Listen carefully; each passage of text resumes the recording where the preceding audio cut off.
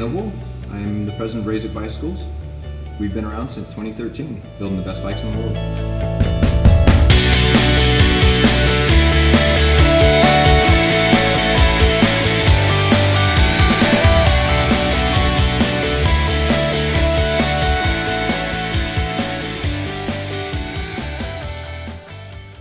Well, I was actually a student at BYU when I first saw the IsoTruss material. IsoTruss comes from a patent at BYU, and I've actually been designing bikes and things around it ever since. I use CAD and spreadsheets every day. Spreadsheets especially work with a lot of our programming, makes it really easy to throw in numbers and calculations, tell us what we're getting from parts to parts, as well as what our costing has to be for each of these pieces. We were able to program and tune in the material so that our bike feels and rides like titanium, but lighter than almost any carbon bike out there in the world. Actually, we will use a myriad of different CAD programs to interface with other manufacturers to help build our molds and also some of our outsourced pieces. Going to school helped me learn the process of learning. Being able to sit down and look at a program having never seen it before and have a methodical way of going through and learning that program so that it would work for me rapidly. Having a background with classes in material sciences has helped choose not only the materials, but also the right epoxies, how we integrate them, knowing how they're going to hold up in all conditions, such as being in the weather, being in the sun. By integrating those into our bikes, we've been able to shed more than a pound off the original prototypes that we built. A lot of the things that I've had to do come from business and administration.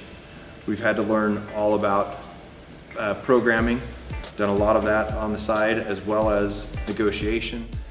I spend a great deal of my time putting together the computer side of things, the program side of things, to actually document all the work that happens here. The tech typically spends a very small amount of their time actually logging and documenting so that the computer can fill in the gaps and do the rest. Once tech actually picks up a tube or finishes a piece or quality controls, they can actually just scan a very simple QR code that brings them to a page that lets them put in the appropriate documentation, and they submit it. That then goes in for review, and we have a log of everything that happens here.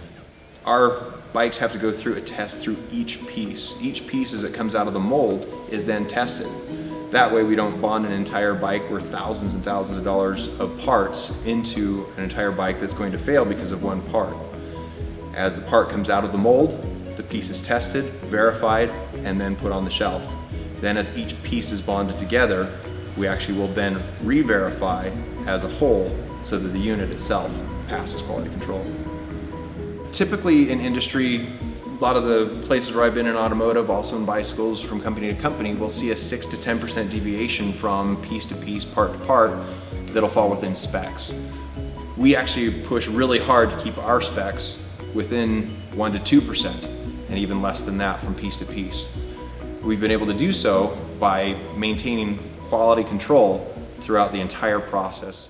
Far from the glitz and glamour of what people would think of being the president of a company entails, generally my day starts with emptying the garbage cans and cleaning out the bathrooms.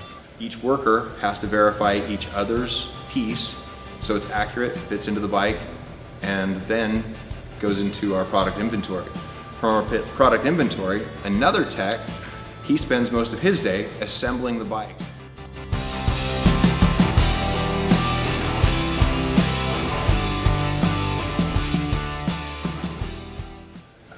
One of my favorite projects has been here at Razik Bicycles has been building the Type R model that we have behind us.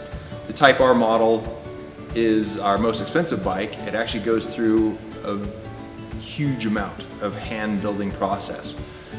For myself, we came up with a new technique to build the tubes, and so I spent a great deal of hours coming up and refining this technique, and actually had an employee, one of our techs, go through, and she built a tube for us that looked a lot better than mine did when it was done, so we ended up using her tube in the final process. It was really fun for me to actually have my employees and people that work with me to come up with something better than what I could come up with. No job is beneath anyone here. As long as we're all working together and everyone feels like they're pulling their share, I think that as we've grown together, we've found happiness. The fun part for me has been to let other people ride my product and have them come back absolutely enamored with how wonderful my product is.